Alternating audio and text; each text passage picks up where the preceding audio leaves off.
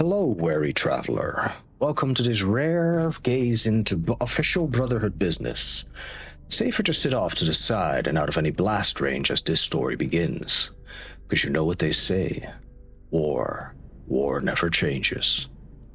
45 minutes, 25 years, and some change has passed since the last Great War. But right now, history is the last thing on the minds of three warriors who find themselves in a situation they thought they came prepared for. So buckle up and try to avoid any stray bullets while we follow these three on the start of this journey. Join up with the Brotherhood of Steel, they said. It'll be fun, they said. Ophelia groaned, dodging behind the pre-war computers that did God knows what. Thankfully, they were designed to withstand the onslaught from a sentry bot's murder hands with high-velocity bullets as a security measure. She would never understand the penchant for extreme violence people were okay with before the war. Bunch of psychotic psychopaths, apparently. She pulled out her compact mirror and used it to peek around the computer her back was against, catching sight of the sentry bot that seemed super focused on obliterating someone on the other side of the room. Paladin Romani and Knight Shin were somewhere firing back, and likely also ducked behind more computers because you could hear them both swearing. You two ain't dead yet, are ya? For the moment. No thanks to you. We're going to run out of bullets before it does. We need to find a way to shut it down. A ricochet screamed past Ophelia's head and she smirked, always one quip away from disaster. I have a plan. Just keep it distracted. You're doing great, by the way. Ophelia responds in her usual joking tone. It kept the mood light most of the time, at least for herself, and staved off panic. She activated her Chinese stealth armor, the one thing in the waste she had obtained that made it feel like Santa Claus was real. Slowly, she came out from behind the computer. Shin and Romani coming into view as they continued to draw the bot's fire as she moved down the walkway. Both of them with no helmet for some ungodly reason. She made a mental note that if they made it out of this, she would get them both helmets for Christmas. Silently, Ophelia crept closer and closer, her heart pounding in her chest, but her focus laser sharp.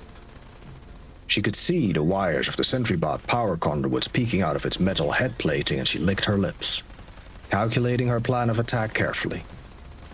Finally, she took a deep breath, ran the last 10 feet, jumped onto the back of the bot, being sure to keep all fingers and toes clear of its moving metal parts as it quickly spun around. Ophelia held on tight with one hand, reaching the other down to grab the wires, pulling as hard as she could to no avail. The sentry bot took another spin, trying to dislodge her from its back. Romani and Shin stared on in shocked amazement. Yeehaw! Remind me to tell Duchess to add a bull riding subroutine to Bessie if we make it out alive. Ophelia called out, hoping the inertia might help pull the wires loose. But no such luck. So she grabbed her boot knife and began cutting. The action was supremely difficult as the sentry bot continued spinning one way, then the next, now firing in all sorts of directions. Ophelia hunkered down, holding on for dear life as she sawed into the thick wire, slipping and slicing a nice cut into her arm. Everything around her was a blur as adrenaline kept her on task, not willing to be taken out by a bucket of bolts. Finally, the bucking bot stopped, its fence spewing hot steam into the air as the connection was severed. She quickly hopped off and stumbled away from it, unsure if it would explode or not. Maybe hide for a minute, she said, waving her two comrades back behind the computer where they were peeking out from. Sitting on the floor trying to catch her breath, she heard nothing. No boom, no mechanical whirring noises. Her eyes met Shin's, who was obviously waiting for the same thing. He went to peek, quickly ducking back down as that was the moment the sentry bot chose to go mini-nuclear. Well done, Initiate. Now we can look for the radio transmitter. After the Initiate sees to her wound, it would appear she was a little careless. Oh, please. Let's see you sever an inch-thick power cord while being bucked around by a 2-ton Bronco, while being shot at. Perhaps if you hadn't set the damn thing off to begin with. It was, unfortunately, unavoidable.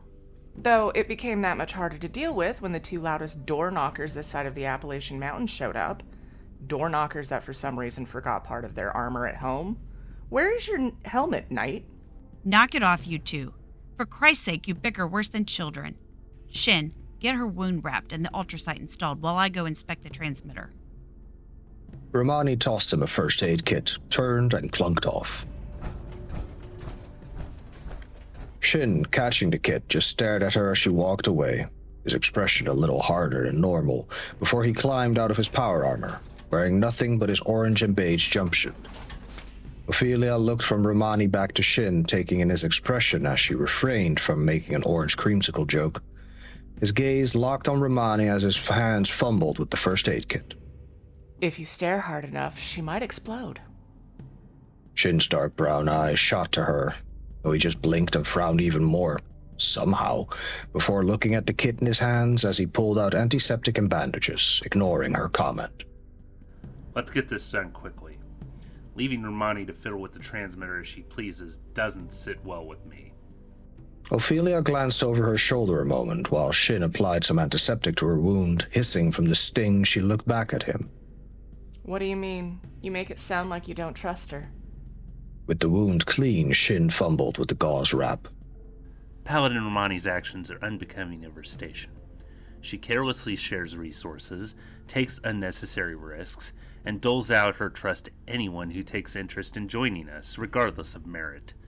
The Brotherhood she's building is not the one I believe in. Have you talked to her about this? Ophelia asked, watching him wrap her arm tight enough but not to the point it cut off circulation. If it wasn't for his horrible bedside manner, he might have made a decent medic in another world. I've given her several options. She won't listen to me. He finished wrapping her arm with precise, almost surgical efficiency, before returning everything to the medkit. That's not what I meant, Shin. The knight's eyes met hers and his lips parted to speak, but Romani's voice echoed in the distance. I found it! You two go find where to put the ultrasight. Shin closed his mouth and stared off into the distance one last moment before getting back into his power armor. Let's make this quick. Ophelia turned and headed into a room with even more computers with little blinking lights, as Shin's hulking form began to inspect the wall of them. As she held looking for a fitting receptacle for the ultrasight, she had to admit that something did feel off with Romani. Neither Shin nor Romani were giving her the whole story, which for the most part she could understand why. The Brotherhood of Steel were the only ones who guarded information closely, and some things were just private. That didn't mean she wasn't working to earn trust, in order to peel away the layers hiding that information, though. The Overseer did task her with figuring out the Brotherhood's motives, after all. So far, there was nothing drastically concerning as of yet. Key word being yet. So it was continued a journey of being an initiate. I found it. I will get the ultrasight installed. Go check on Romani. The less time she's left alone with the transmitter, the better. Aye, aye, Knight. Ophelia responded calmly as she headed back out into the main room. She saw Romani standing next to the transmitter looking it over, her head dwarfed by the size of her power armor. Ophelia shook her head, thinking Romani and Shin both looked a little silly, much like reverse bobbleheads. Did Knight Shin get held up? Well, perhaps it's for the best. This gives me an opportunity to ask you something. Ophelia couldn't help the quirk of a brow, finding the expression on Romani's face to be mildly unsettling. Ask away. You've been a tremendous asset to the Brotherhood's efforts, and I'd like you to continue to be one. But we can't do that with the shadow of the Elders looming over our shoulders. They're cowards, too obsessed with preventing disaster to pave a new way forward. Under their guidance, we will never rebuild the world. We'll stay rooted in place, guarding a hoard of technology that can be used neither for good nor evil.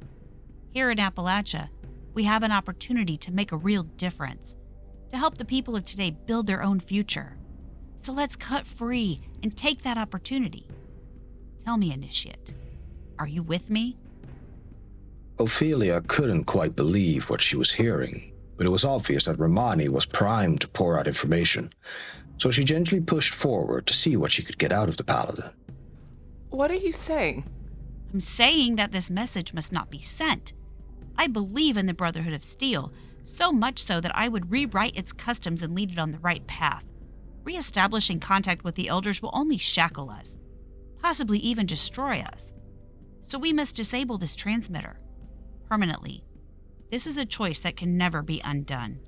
So tell me, do you support the growth and outreach of the Appalachian Brotherhood of Steel under the command of Paladin Layla Romani, or are you beholden to the fearful, outdated mandates of the Elders, to whom our very own Knight Daniel Shin vows his loyalty?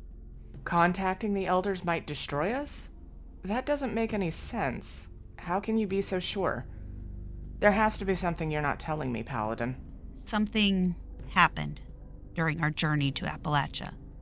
A mistake that cost the lives of an entire town, likely countless more. If Knight Shin gets an opportunity to speak with the Elders, he will confess to this incident and to us breaking their direct orders. We'll have our titles stripped, our influence rendered illegitimate. Everything we worked for here will be gone.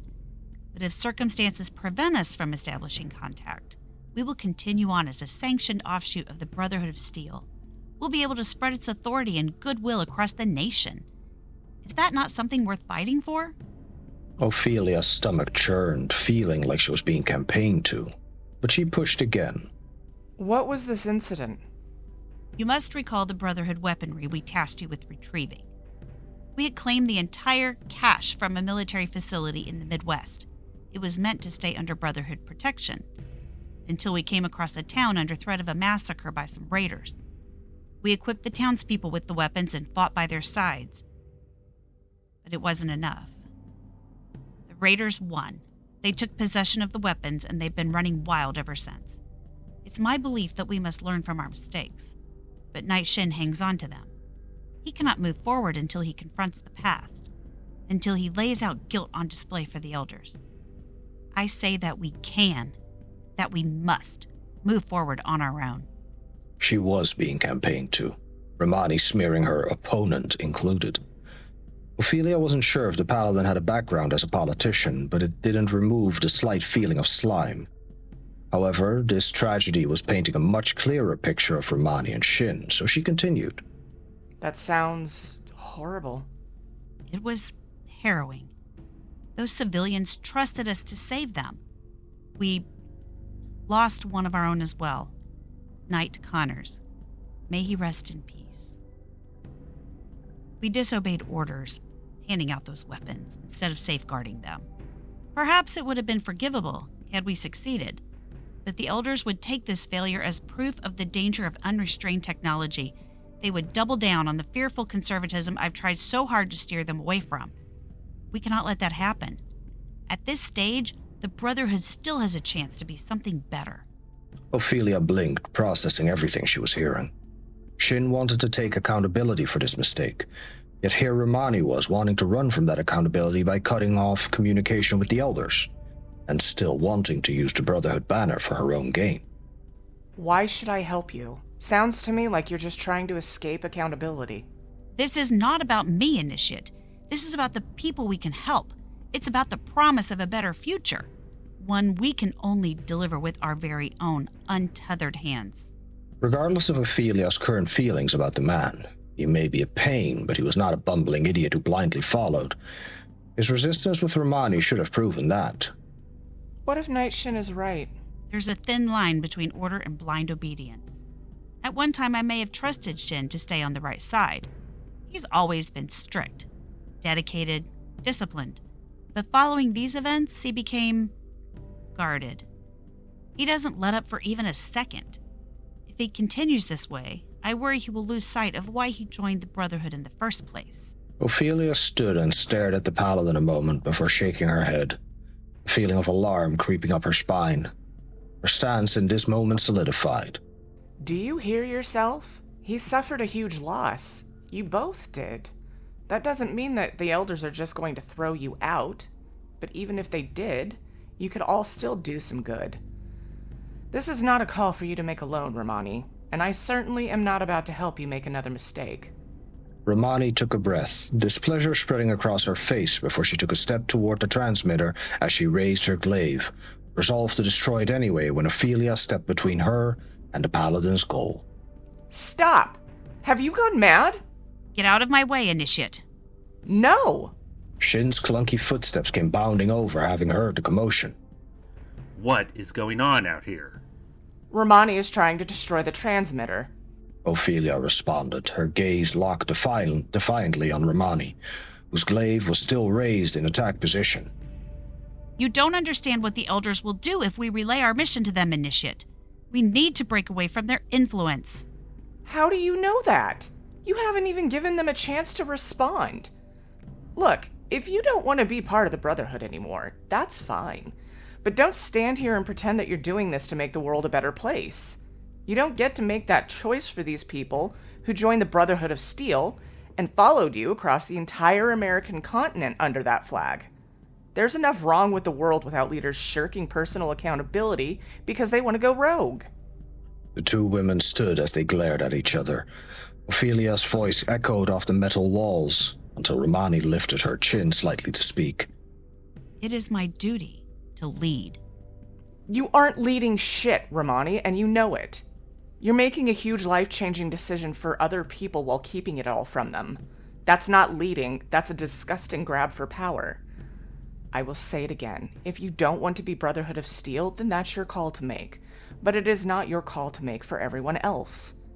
If you want to destroy the transmitter, you're going to have to go through me. Romani continued to stare hard at Ophelia, still poised to lunge her glaive forward. The only reason the spear did not shake was due to the power armor stability. Shin's voice then cut through the thick silence. She is right, Romani. Stand down before you do something you'll regret. Are you prepared to lose everything you've worked for, Shin? All because you leaned into compassion and made a mistake. Are you prepared to have your title, your dedication, ripped away because the Elders are unforgiving? I am prepared to be held responsible for my actions. I will not sacrifice my integrity to avoid accountability for my mistakes, Romani. If the Elders choose to strip us of our titles, then that's their call to make. But I also know that it's not the end of the world. We already lived through that once. For a long beat, no one moved. And as Romani's lips parted to respond, Ophelia stepped forward with both hands up. How about this, okay? A compromise. The Brotherhood does not compromise. The Brotherhood does not compromise with hostile enemies. The Brotherhood should compromise with what is effectively your family. If you cannot do that, the Brotherhood will fall apart. The compromise is this. The transmitter is in horrible shape. This place was enclave run and really should be checked out thoroughly before transmitting sensitive information. Let Valdez send a team to look everything over, repair it, because this could be useful outside of contacting California.